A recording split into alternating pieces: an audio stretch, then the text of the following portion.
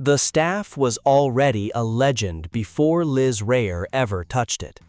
She had heard the old men talk about it in the harbor taverns of Dunmere, the Golden Staff of Aldenmoor, carved from the heartwood of a tree that no longer existed, capped at both ends with brass that had been alchenically transmuted to something finer, something that held light the way water holds reflection.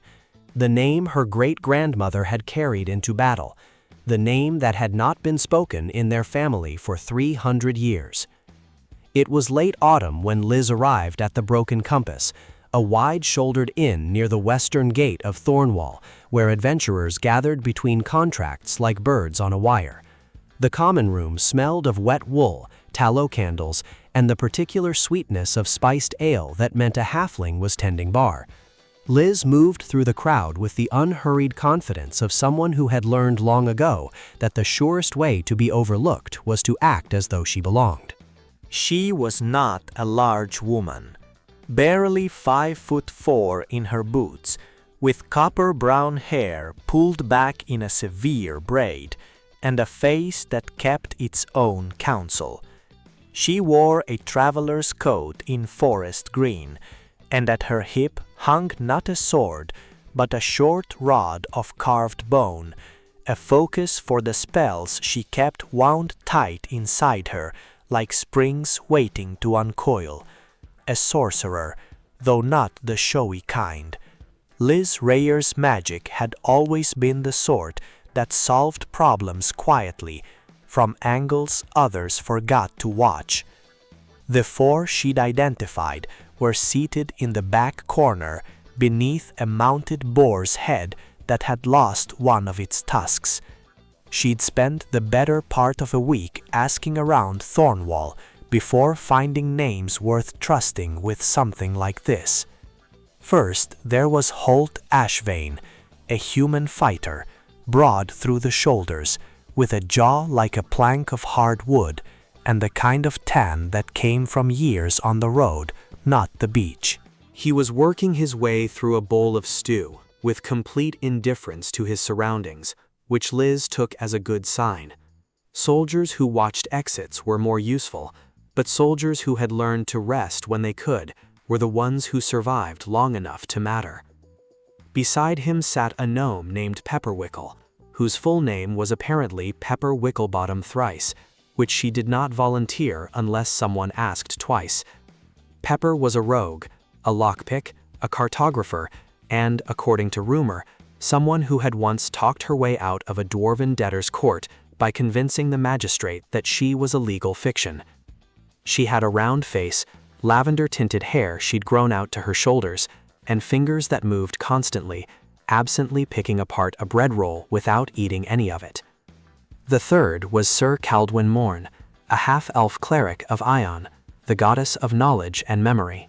Caldwyn was older than he looked, as half-elves tended to be, with silver-threaded hair and the patient eyes of a scholar who had long since made peace with not knowing everything. He wore traveling robes of gray-blue and kept a thick journal chained to his belt. He was the one who had responded most quickly when Liz had sent inquiries through the Temple of Ion's courier network. She suspected he'd been looking for an excuse to leave his desk. The fourth sat slightly apart from the others, back to the wall, arms crossed. A wood elf named Vale Duskmore, a ranger who, by all accounts, knew the ruined lowlands south of Thornwall better than anyone currently living. Vale had the lean, watchful build of someone who had spent years in terrain that didn't forgive mistakes.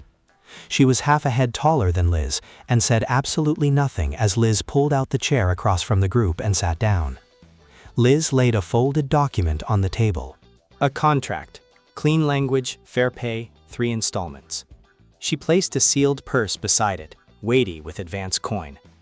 300 years ago, she said, the capital city of Aldenmoor collapsed. Earthquake, followed by a flood, followed by something that the historians argue about. What's left is a ruin called the Sunken Ward, about 40 miles south of here, buried under 30 feet of sediment and overgrowth. I need to go in. I need to retrieve something specific. I need people with me who know what they're doing. Holt looked up from his stew. What's the something specific? Liz met his gaze evenly. A staff, approximately 5 feet long, carved wood and brass fittings. I know where it is, roughly, from old maps. But the dungeon is active. Things have moved in over the centuries. Pepper had stopped dismembering the bread roll. Caldwin's pen was poised over his journal. Vale had not moved, but her eyes were alert. The maps, Caldwin said.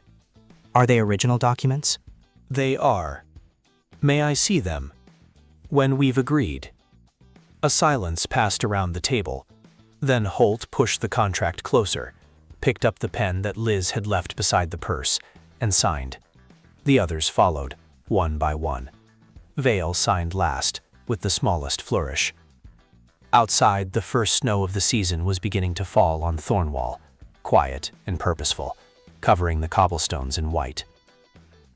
They rode south for 2 days before the road became a path, and the path became memory. The lowlands below Thornwall were a strange, transitional kind of country, not quite wetland, not quite forest, not quite the open plains that dominated the region further east. Trees grew here in dense clusters, with tangled root systems that surfaced from the soil like the hands of buried giants.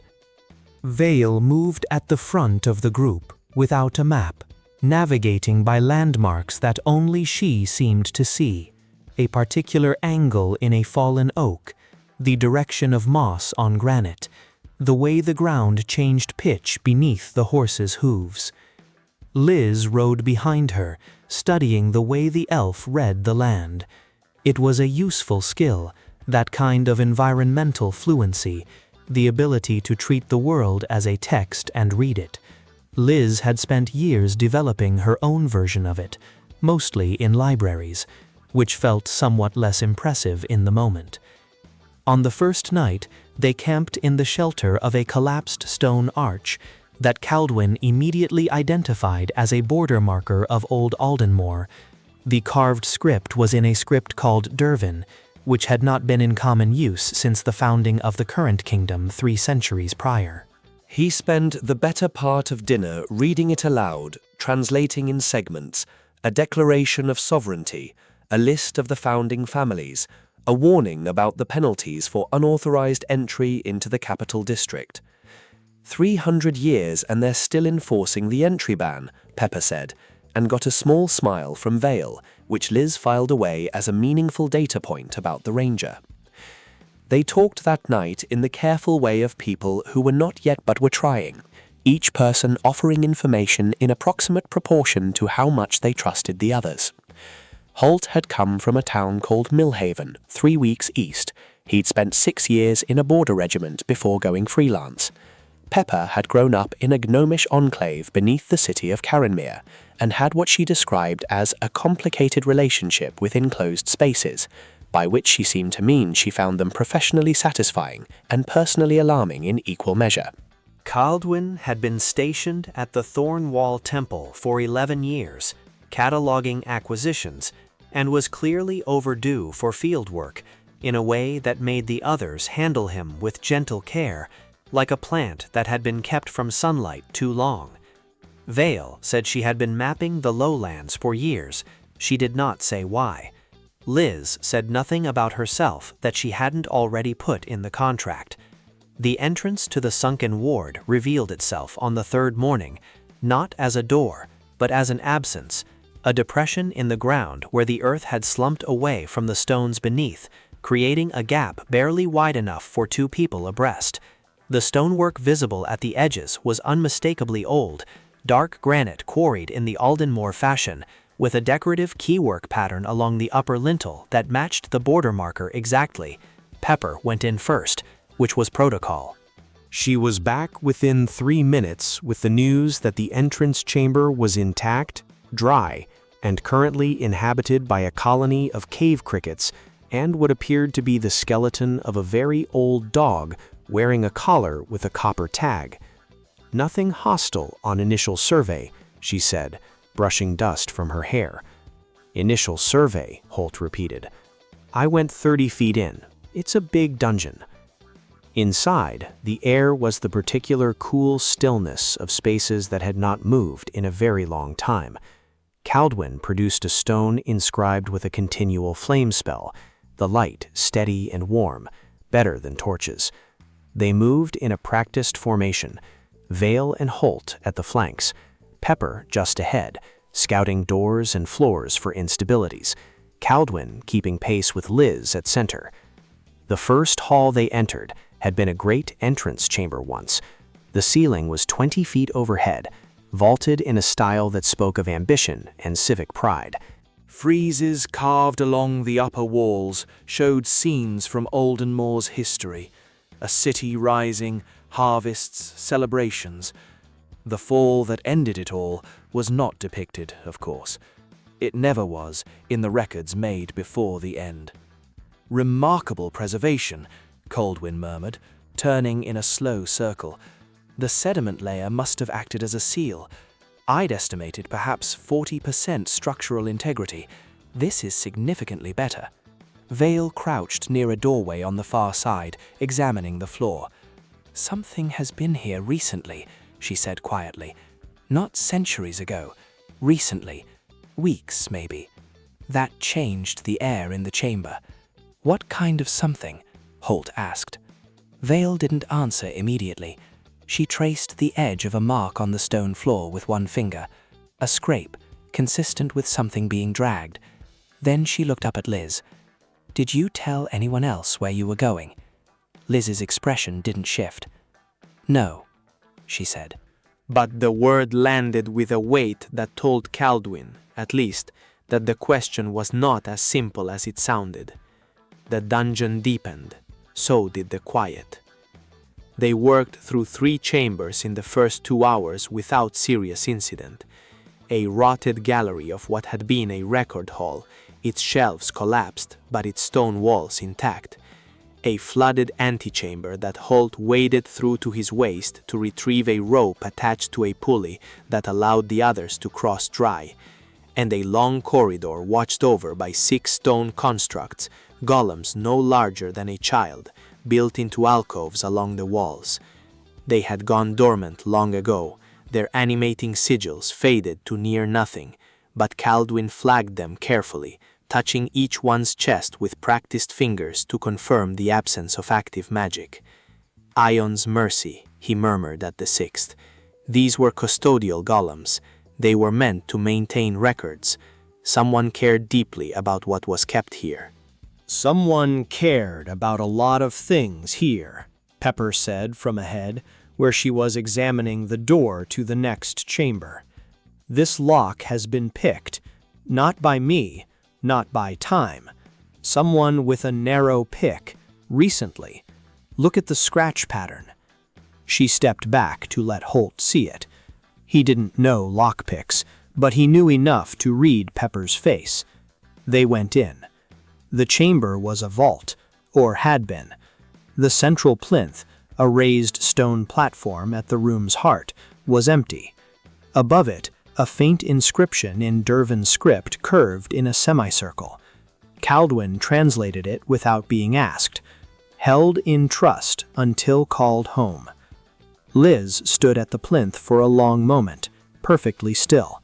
Then she pressed her palm flat against the stone and closed her eyes. The others watched the muscles in her jaw work. When she opened her eyes again, she said, "It's not here, but it was. Recently." "Someone got here first," Vale said. "Yes. Who?"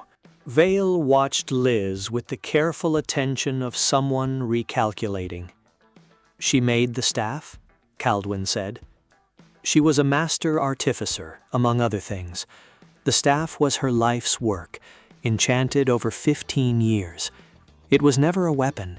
It was a library, in a sense. It stored the magical signatures of every major spell she had ever cast or witnessed. 300 years of accumulated arcane knowledge, distilled into one object." Liz exhaled slowly.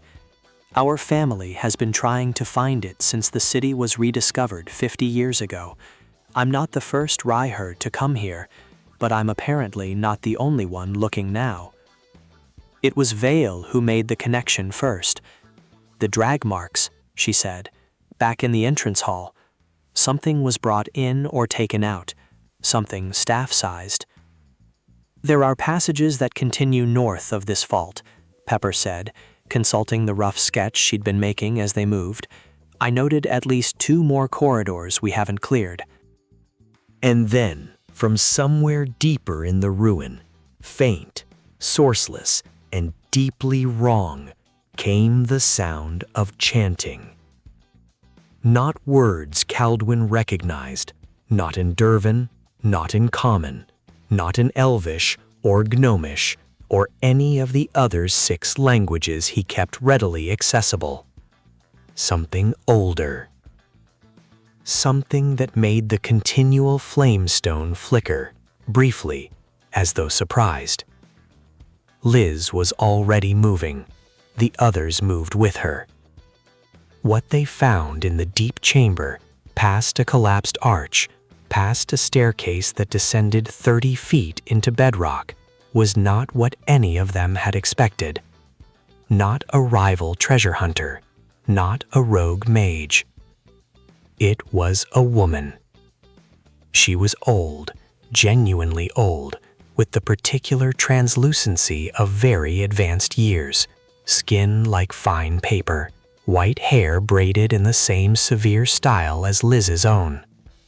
She was kneeling at the center of a circle of runestones, the golden staff laid across her palms like an offering, and she was crying. Not chanting, crying. The sound had carried strangely through the stone. She looked up when they entered, and her eyes, sharp, brown, and achingly familiar, went directly to Liz. "I wondered," the old woman said, in a voice like dried leaves, "which of you would come first?" Liz had gone absolutely still. Her lips shaped a word she didn't say aloud. Then, quietly, to no one in particular, "She's my grandmother." Her name was Serena Reiher, Liz's maternal grandmother, the family archivist, the keeper of the letters, the woman who had spent 40 years building the case that the Golden Staff of Aldenmoor still existed and could be recovered. She was also, it turned out, the one who had entered the dungeon 3 weeks ago, alone, and carried the staff down here. Not stolen, relocated. "You moved it," Liz said, and the 2 words carried the entire weight of a much longer conversation. "I came to see it," Yvain said. "I've spent my whole life reading about it." "I wanted to see it with my own eyes before." She paused, smoothed a hand along the staff's carved length, and started again. "I'm dying, Liz. The healers were kind about it, but specific. 6 months, perhaps less. I wanted to see it." Holt had positioned himself at the chamber entrance without being asked. Pepper was making herself small and invisible in the way she did when she understood that a conversation required fewer observers. Vale had moved to examine the rune circle, not touching it. Kaldwin stood at a respectful distance, but he was watching Liz. "You could have told me," Liz said. "You would have insisted on coming with me," Yvain replied. "Yes, exactly." There was a pause in which neither woman moved, and in which the chamber felt very old and very quiet, and in which Kaldwin had the distinct impression of witnessing something that had been years in the preparation, even if neither party had known it. Yvain held the staff out. Liz took it. The effect was immediate and extraordinary. The brass fittings blazed with a warm amber light. Not fire, not spell light, but something deeper, like the glow that lives briefly in embers.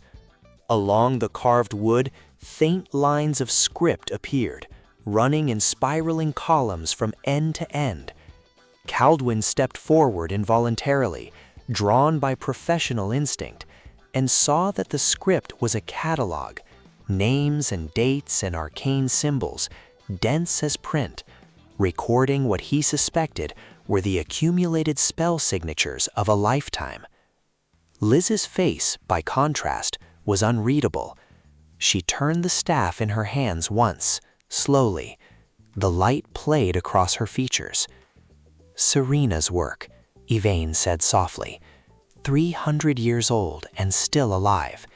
That's what you carry, child. Not just an artifact, a record of everything our family knew. "And now?" Liz asked. "And now you carry it out, and you decide what to do with it."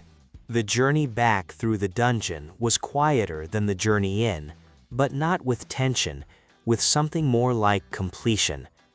Pepper led them through the cleared passages without needing her notes. Holt moved with the unhurried steadiness of a man at the end of a long day's work. Vale walked beside Yvain, who moved slowly, but with a dignity that made hurrying feel inappropriate. Kaldwin walked behind Liz, watching the staff glow in her grip, committing to memory everything he could see of the script. At the entrance, late afternoon light poured in through the gap in the stone, golden and horizontal, catching the dust they disturbed and making it luminous. Yvain stopped at the threshold. "I'll rest here a moment," she said. Her voice was steady, but the walk had cost her. Vale sat beside her without comment. Holt produced a blanket from his pack and offered it, which Yvain accepted with the pleased surprise of someone unaccustomed to being looked after by strangers. Liz stood at the entrance gap, staff in hand, looking out at the lowland forest, all shadow and gold in the afternoon light.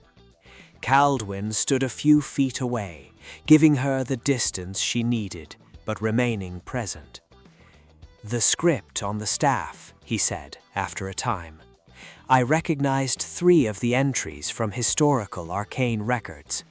The 4th notation, the one near the base, in the older Dervan script, I've never seen that form before." Liz glanced down at the staff.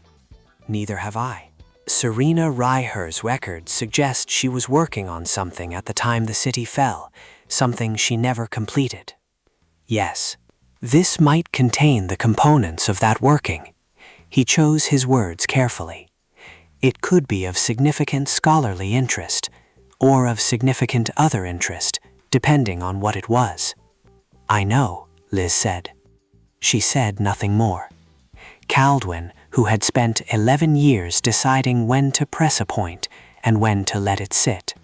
Let it sit. They camped at the ruin's edge that night, under open sky. Yvain slept deeply, wrapped in Holt's blanket and Pepper's borrowed cloak. The fire was small and steady. The staff lay beside Liz, unlit now, just carved wood and old brass in the dark. She did not sleep for a long time. There were things she had not yet told them, things she had not told anyone. The reason she had looked for this staff for 6 years, specifically, rather than leaving it to family historians and temple archivists. The reason she had memorized Serena Reiher's letters at the age of 12, sitting in her grandmother's reading room, and had never entirely let them go. The reason she was a sorcerer with a lineage she had never fully explained. All of that was still inside her, wound tight. But she looked at the staff, and then at the people sleeping around the fire, this rangy, mismatched collection of competent strangers who had followed her into a dead city and come out the other side, and thought that perhaps some of it could be shared. In time. 3 weeks after the descent into the sunken ward, Kaldwin Morn submitted a formal research request to the Temple of Ioun, a request for access to the pre-collapse arcane archives held in the sealed vaults of the Grand Repository in the city of Elrest. The request was 8 pages long and cited 14 sources. In the margin, in his own handwriting, he had written simply, "There is something unfinished here." The request was approved within a fortnight. He packed his journal, added 2 new ones, and sent a letter to a copper-haired sorcerer he had last seen riding north on the Thornwall Road. Pepper Wickle filed a completed cartographic survey of the sunken ward with the Cartographers' Guild of Thornwall, the first such survey in 50 years and the most detailed ever produced. She included 6 new chamber maps, 2 annotated staircases, and a note on the southeastern corridor that read, "Passage continues beyond survey limit. Nature of terminus, unknown." She did not include the rough sketch she had kept for herself, with the additional marks she had made in a corner of the deep vault, marks she hadn't shown anyone, not yet. Holt Ashfane returned to Millhaven for the winter. He sat for 2 evenings with his old regimental sergeant and talked about the dungeon, the golems, the corridor, the old woman kneeling in the rune circle with tears on her face. The sergeant, who had seen most things, said nothing for a while, and then said, "Sounds like something that isn't finished." Holt agreed. He took another contract in spring, heading south again. Bale Doskmar updated her lowland maps and added a new entry in her private field notebook, which she kept in cipher. The entry was brief. Aldenmoor, primary access point confirmed. Secondary access possible via northeastern drainage. Party capable. Client more than she appears. She filed the notebook under B, for ventures that warranted a return. Serena Reiher spent the winter at her daughter's house in Thornwall, in a sunny room on the ground floor, where she was visited often. She read a great deal. She wrote letters, long ones, the kind that took a whole afternoon and required good light. Some of them were to Liz. Liz Reiher rode north alone, with the golden staff wrapped in oilcloth in her saddlebag. She did not go home. She took the eastern road instead, toward Aylrest, where the archives were, and where Caldwin's letter had reached her at a waystation inn on a cold morning when the frost made everything sharp and clean. She stopped that night at an inn she didn't know, in a town that wasn't on her original route. She unwrapped the staff and set it on the table beside her candle. The light caught the brass fittings and held there, steady. She had read Serena Reiher's final letter so many times she knew it without looking. The letter described the staff, described what it held, described the working that had been interrupted when the earthquake began, and the great bells of Aldenmoor rang for the last time, a working that had taken 15 years to prepare, and had been interrupted at its final moment. Serena had written, "I do not know if it can be completed by another hand. I do not know if it should be. I know only that it was meant to answer a question I could not stop asking." Liz ran her finger along the lower segment of the staff, where the Dervan script was densest, the notation Caldwin had flagged, the unfinished working. She had her own reasons for wanting it.